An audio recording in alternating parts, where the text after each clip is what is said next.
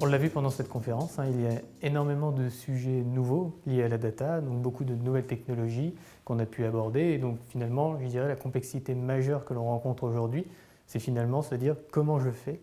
pour utiliser la bonne technologie qui permettra de répondre aux problèmes qui aujourd'hui se posent chez moi dans mon environnement. Donc aujourd'hui, on les aide finalement à réfléchir à ces problématiques. Alors on le fait sur plusieurs axes, donc quelques conseils qu'on peut utiliser pour pouvoir adresser ce genre de sujet. Le premier, ce serait d'avoir une veille technologique,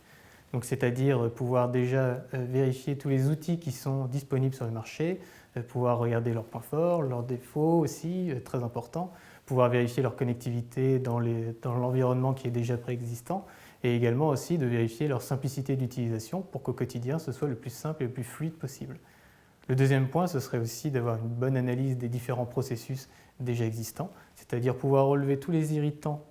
sur toute la chaîne de valeur et ensuite pouvoir prendre une décision à un niveau macro, je dirais, c'est-à-dire prendre le problème dans son ensemble et ne pas utiliser des technologies qui répondraient vraiment à des problématiques très précises et qui sont après compliquées à utiliser par la suite. Et le dernier point aussi qui est très important, c'est l'aspect ROI.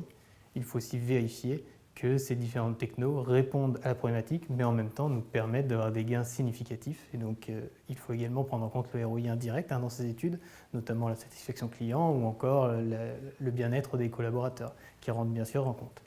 Et surtout, un point très important sur ces aspects-là, avant de se lancer dans un projet digital, par exemple je pense à l'intelligence artificielle,